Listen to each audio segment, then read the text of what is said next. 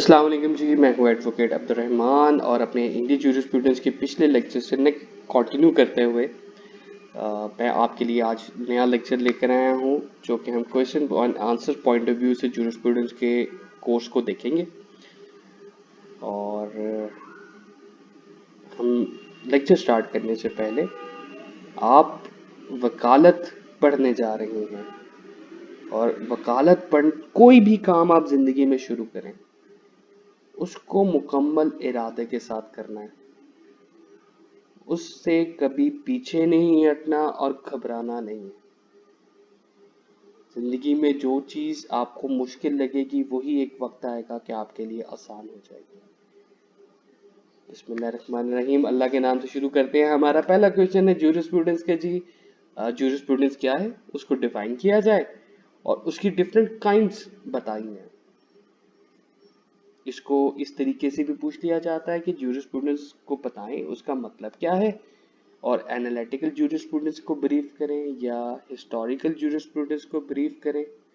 इस तरीके से भी क्वेश्चन को पूछा जा सकता है। बहरहाल क्वेश्चन जिस एंगल से भी पूछा जाए, आपके इन तमाम जूरिस्प्रूडेंस उसकी काइंड्स या फॉर्म्स के मुतालिक जब पूछा जाएगा तो आप उसको इस तरीके से आंसर करेंगे।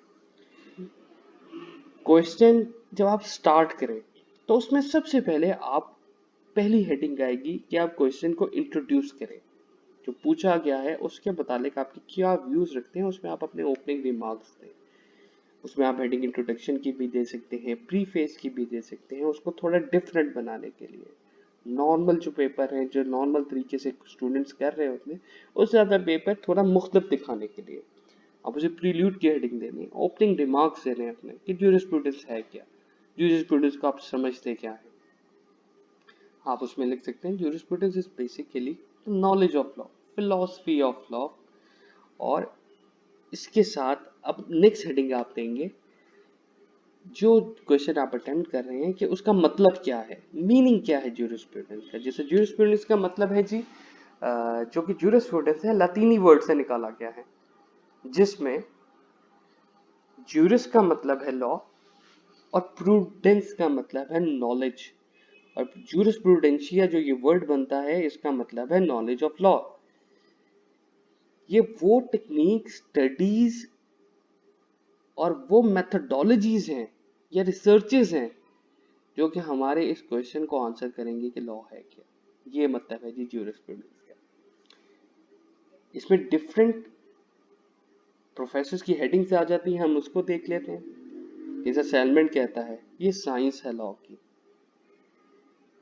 अल्पेन कहता है कि जी ये नॉलेज है ह्यूमंस और डिवाइन थिंग्स की, सही और गलत की नॉलेज है। डाइसी कहता है कि ये एक मेथोडोलॉजी है कानून को पढ़ने की, ना कि सिर्फ एक मुल्क के बल्कि तमाम दुनिया के ममालिक इलाकों की मिलाकर। ऑस्टिन कहता है कि जी जूरिस्प्रूडेंस जो है ये फिलॉसफी है पॉजिटिव लॉ की। हॉलैंड कहता है jurisprudence is the formal science of positive. तो ये साइंस है, लॉ की साइंस है। इसमें क्या फॉर्मूले लगते हैं, किस तरीके से ये बनती है, क्या होता है, कैसे होता है और वो क्यों होता है, इसका आउटकम क्या होगा, ये चीज जूरिस्प्रूडेंस के अंदर बताई जाती है। फॉर्म्स ऑफ जूरिस्प्रूडेंस की तरफ आ जाए। जूरिस्प्रूडेंस की 4 फॉर्म्स हैं जिसको हम बारी बारी देखते हैं कि हर फॉर्म क्या कहती है। फर्स्ट फॉर्म ऑफ जूरिस्प्रूडेंस क्या कहती है,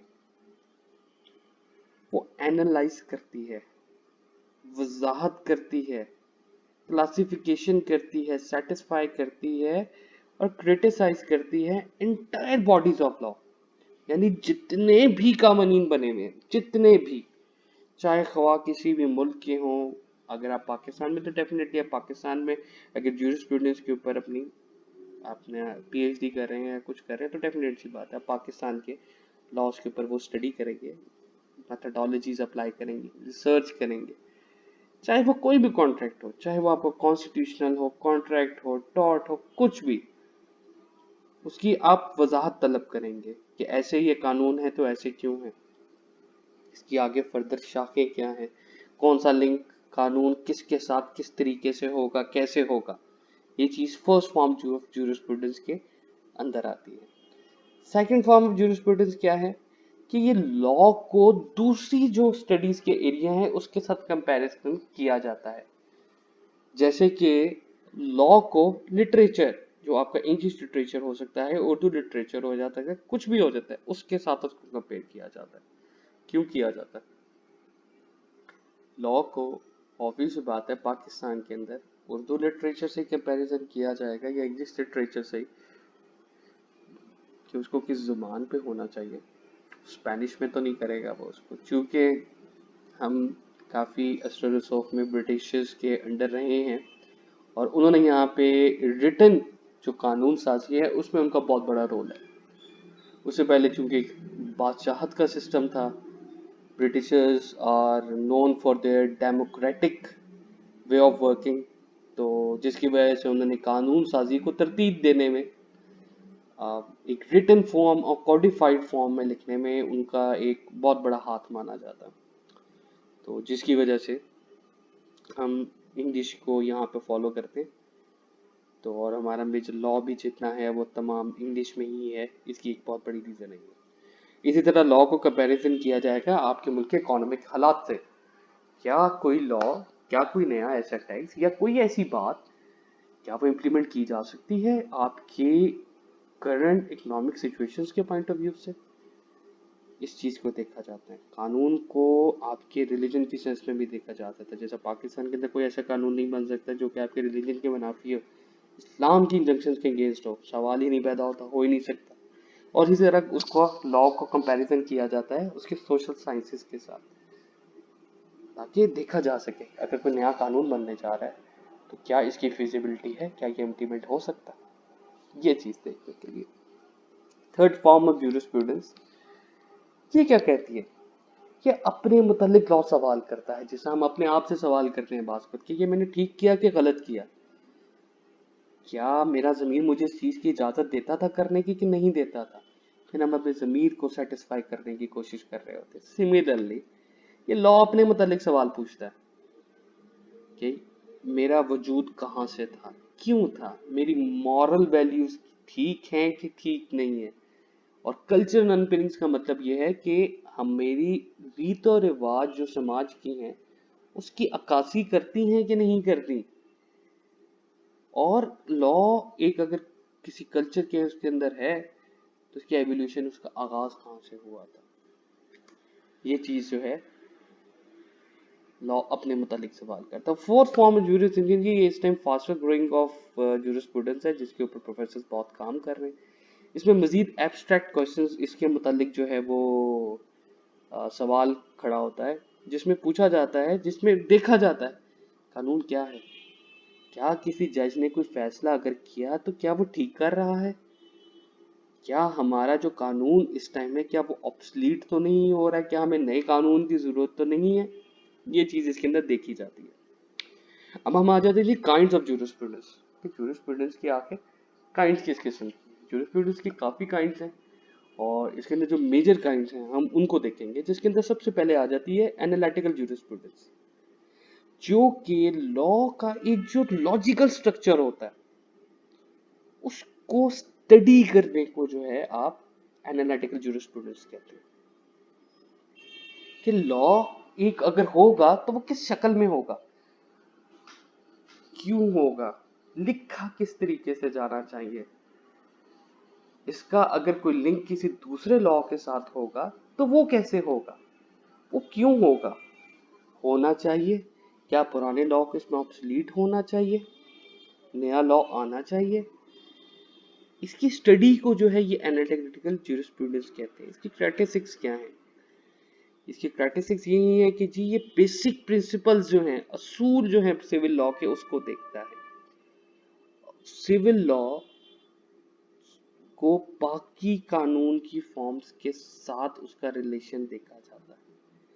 जैसे मैंने आपको बताया कि सिविल लॉ, क्रिमिनल लॉ, ये दो एक मेन शाखे हैं। सिविल लॉ अगर कोई आपके मुल्क में या आपका जितना भी कॉन्ट्रैक्ट एक्ट है, टॉर्ट्स हैं, आपका स्पेसिफिक रिलीफ एक्ट है, लॉ ऑफ प्रॉपर्टी है, लॉ ऑफ टैक्सेशन है, ये सारे के सारे सिविल लॉज हैं। तो इसको दूसरी फॉर्म्स ऑफ लॉ के साथ देखना, एग्जामिन करना, और इसके साथ साथ इसकी सोर्सेस को देखना कि ये कहाँ से आया, क्यों आया, किस लिए आया। लीगल लाइबिलिटी को डील करता है। ये लीगल लाइबिलिटी क्या है? फॉर एग्जाम्पल, अगर आपने कोई सिविल रॉन्ग किया तो आप पे एक लाइबिलिटी क्रिएट हो जाएगी। जिस तरह दो फ्री कैन कोर्ट में एक दूसरे के खिलाफ जाते हैं अपने किसी इशू को लेके, ऑब्वियस बात है उसमें एक बंदा केस जीतेगा, दूसरा बंदा केस हारेगा। जो हारेगा उसके ऊपर लीगल लाइबिलिटी क्रिएट हो जाएगी, यानी कि मकरूज हो जाएगा कानून का। मकरूज इन द सेंस जो उसको जज कहेगा वो उसको करना पड़ेगा। ये चीज जो है वो लीगल लाइबिलिटी है। जैसे किराएदार और मालिक मकान का आपस में कोई मसला हो गया, कोई इशू हो गया, दोनों गए तो एक को जज ठीक कहेगा, एक को जज गलत कहेगा। जो गलत कहेगा उसको कुछ करने को कहेगा। हो सकता है वो उसके पैसे वापस लौटाने को कहे, हो सकता है वो उसको घर खाली करना करने का कहे। तो वो जो लाइबिलिटी ये क्रिएट होगी उसको लीगल लाइबिलिटी कहते हैं। उसकी काइंड्स के बारे में डिस्कशन होगी, उसकी एक्सटेंट कहाँ तक होनी चाहिए। मतलब अगर आपने किसी पे, अगर एक गरीब बंदा जो कि 300 रुपए दिन का कमाता है, आप उस पर करोड़ों रुपए का हर्जाना डिफेमेशन का नहीं कर सकते। उसकी इस्तात देख के जज उसकी एक वैल्यू देख के उसके मुताबिक उस बंदे पे हर्जाना करेगा। ये इसके अलावा लीगल कॉन्सेप्ट्स को देखता है। थ्योरीज ऑफ लेजिस्लेशन क्या है, या कि कानून साजी जो हो रही है भाई ये कैसे हो रही है। इसके अलावा प्रेसिडेंट्स क्या होते हैं, कस्टम्स क्या हैं हमारे। इसके साथ साथ जो है कॉन्सेप्ट देखा जाता है लॉ का, सिविल लॉ का, वही बात जो मैंने कही कि अदर फॉर्म्स ऑफ लॉ से इसका एनालिसिस है। थ्योरीज लेजिस्लेशन की, जुडिशियल प्रेसिडेंट्स जो जजेस के फैसले होते हैं जो कि निचली कोर्ट पे लागू होंगे, वो जुडिशियल प्रेसिडेंट्स हैं। और इसके अलावा जो है लीगल राइट्स, आपके जो राइट्स बनते हैं उसको देखा जाएगा। आपकी जो लाइबिलिटी, जैसा मैंने बताया कि सिविल और क्रिमिनल केसेस के अंदर क्या होनी चाहिए, उसको देखा जाएगा। Other form of legal concepts उसको देखा जाएगा। इसकी इम्पोर्टेंस इसलिए ज़रूरी है कि आपकी सोच को मज़ीद वज़े करता है, बेहतर करता है, क्लियर करता है, डेफिनेट करेगा कि ये जो आप ठीक कह रहे हैं, ये काम कर रहे हैं, ठीक है कि नहीं। और जो चीज़ें लॉ से बाहर होती हैं उसको कंसिडर नहीं करता। मतलब अगर कोई कानून बन रहा है, किसी बंदे ने कत्ल किया है, तो मतलब ये है कि उसको कत्ल की सजा ही मिलेगी। मतलब वो इस चीज़ को नहीं देखेगा कानून की, ना वो कानून में लिखेगा कि भाई उसकी पहले मेडिकल कंडीशन देखें, वो सजा देने के काबिल है कि नहीं है, कि उसका पहले टेस्ट करवाएं, उसका जो है पहले देखें वो चल भी सकता है कि नहीं चल सकता, वो उसको तो सजा नहीं। कानून कहता है कि कत्ल किया है तो कत्ल की सजा है। अगर आपने किसी के पैसे देने हैं तो पैसे देने हैं। इस चीज़ को नहीं देखा जाएगा कि जी आप बीमार हैं तो आप कोर्ट चल के नहीं आ सकते। कानून उसकी राहें आपको वेज प्रोवाइड करता है। जो कानून से बाहर की जो चीज़ें हैं ना उसको वो इग्नोर कर देता है। Second form jurisprudence, historical jurisprudence. हमें जैसा नाम से पता चल जाता है कि ये ज्यूरिस्प्रूडेंस की जो फॉर्म है ना, इस चीज़ को एक्सप्लेन करती है कि ज्यूरिस्प्रूडेंस कहाँ से शुरू हुई, लॉ कानून कहाँ से शुरू हुआ, उसके पहले पहले जो वक्तों में जो असूल थे वो क्या थे, और उसके कस्टम्स क्या थे, रीत रिवाज क्या थे, कहाँ से पहली मरतबा जो है ये शुरू हुआ, लीगल सिस्टम पहली मरतबा कहाँ पे डेवलप हुआ, क्यों डेवलप हुआ। अगर पाकिस्तान की बात करें तो लीगल सिस्टम को अगर हम स्टडी करना शुरू करें तो हमें ये इसकी शाखें इंडिया में जब ब्रिटिशर्स थे, जब ये पूरा एक सब कॉन्टिनेंट एक हुआ करता था, हमें उससे जाती हुई मिलेगी। ये है हमारे मुल्क की एक हिस्टोरिकल ज्यूरिस्प्रूडेंस।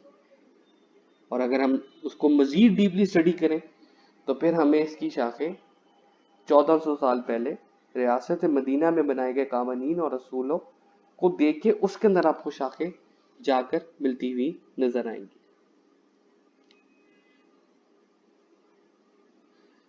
इसी तरह जो है जो ज्यूरिस्ट, जिस तरह आप साइंटिस्ट कहते हैं किसी बंदे को जो साइंस में आगे कोई नई तहकीक कर रहा हो, तो इसी तरह ज्यूरिस्ट कहते हैं इसी तरह बंदों को। जिस तरह कोई ज्यूरिस्ट जो हिस्टोरिकल स्कूल था, इसमें सैवनी, मॉन्सेस्टीक और रोसू, इन लोगों के बड़े जो हैं वो नाम सामने आते हैं।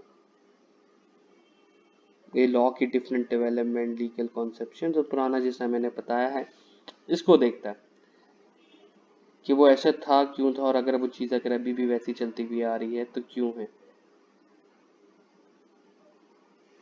ये चीज़ हम इसके अंदर देखते हैं। एथिकल जूरिस्प्रूडेंस हमारी थर्ड टाइप है। एथिकल, एथिक्स हम जिससे जानते हैं, एथिक्स क्या होते हैं।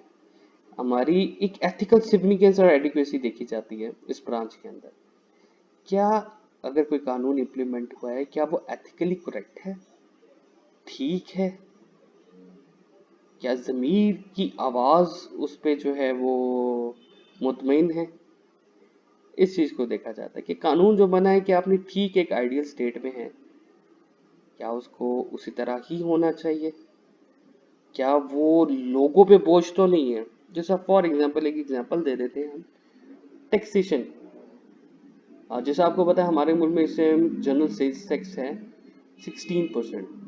उसको एथिकली पहले एनालाइज किया गया होगा कि यहाँ पे 17% है, प्रोविंशियल फेडरल का डिफरेंस है। इसको एथिकली एनालाइज किया जाता है कि आज अगर यही सेल्स टैक्स 30% हो जाए तो क्या अवाम इस बोझ को बर्दाश्त कर सकेगी? डेफिनेटली नहीं कर सकेगी, क्योंकि एथिकली ये करप्ट होगा, ठीक नहीं होगा। क्योंकि हमारी सोर्स ऑफ इनकम इस तरीके से नहीं है कि हम इतनी हाई रेशियो ऑफ टैक्स पे कर सकें। ऑन दी अदर हैंड अगर यही हम अमेरिका, इंग्लैंड और ब्रिटिश सिस्टम्स को देखें तो वहां पे जो आपकी सैलरीज और बाकी चीजों पे जो टैक्सेशन है वो तकरीबन 30-35% तक पहुंच जाती है। लेकिन वो क्यों उसको अफोर्ड करते हैं? क्योंकि उन्होंने इसके पीछे एक ऐसा जबरदस्त सिस्टम दिया कि लोग उस चीज को बुरा नहीं समझते। वो 35% टैक्स देने को भी तैयार होते हैं, क्योंकि उनको पता है कि जब हम जॉब नहीं होगी तो गवर्नमेंट हमें सपोर्ट करेगी। मैं बीमार होऊंगा तो मेरा कोई खर्चा नहीं होगा, मेरे बच्चों को 10 से 12 साल तक जो है वो गवर्नमेंट सपोर्ट करेगी, उनकी बेसिक एक एजुकेशन फ्री होगी। अगर ये सारी चीजें अगर सहूलियत आपको भी मिलना शुरू हो जाए, मेडिकल, एजुकेशन, तो आप सब भी कहेंगे जी ठीक है, हमारे एंड से 35% टैक्स ले लें, हमें इसमें कोई एतराज किसी किस्म का नहीं है। तो बेसिकली इसी तरह ये एथिकल जूरिस्प्रूडेंस जो है ये इस चीज को देखती है कि जो एक इंसाफ का जो पैमाना है वो बराबर रहे, उसकी इंसाफ की चक्की में कोई पिसे मत, सबके लिए कानून एक जैसा यकसा रहे। ये हम चीज देखते हैं एथिकल जूरिस्प्रूडेंस के अंदर कि जो कानून एक नाफिज होता है वो इसकी आइडियल स्टेट के अंदर है और रहे। इसमें जिन जूरिस्ट ने बहुत काम किया उनमें बेंथम है, हॉब्स है, केंट है, जिन्होंने इसके ऊपर बहुत वर्किंग की।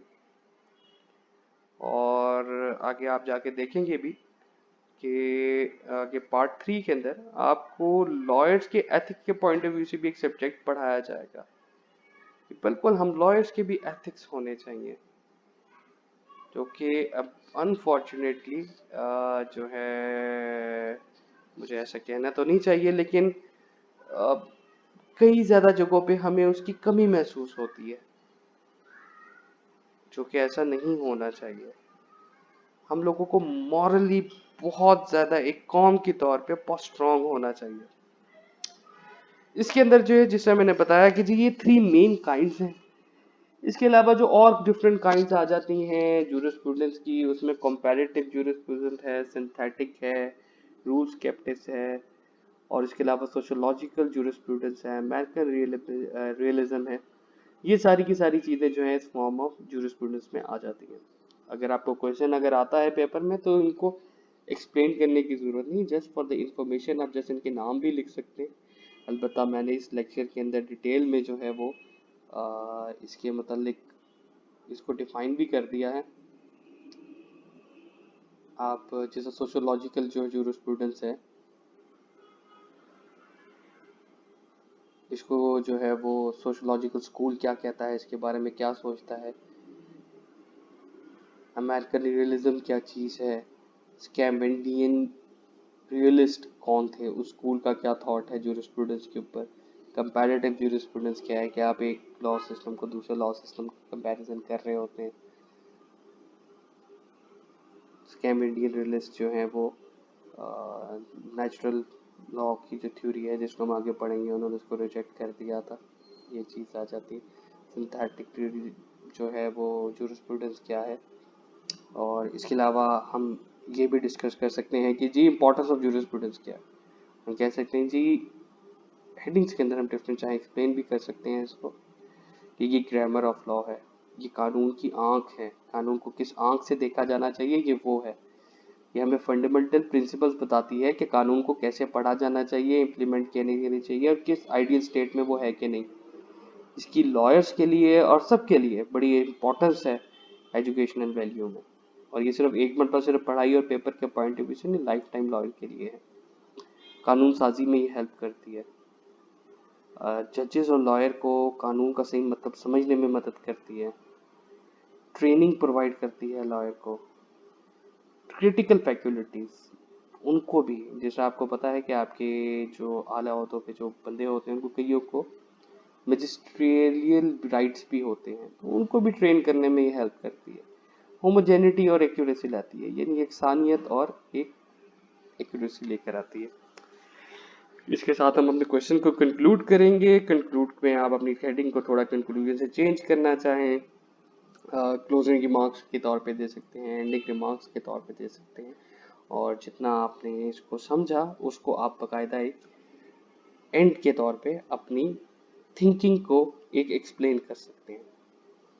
थैंक यू वेरी मच जी, आपका ये पहला क्वेश्चन यहाँ पे कंक्लूड हो गया। इंशाल्लाह हम अपने नेक्स्ट लेक्चर के साथ इसको आगे जूरिस्प्रूडेंस को कंटिन्यू करेंगे और इसके मतलब मज़ीद हम बेहतर तरीके से समझने की और मैं अपनी तरफ से पढ़ाने की पूरी कोशिश करूंगा। अपना ख्याल रखिए जी। अल्लाह हाफिज़।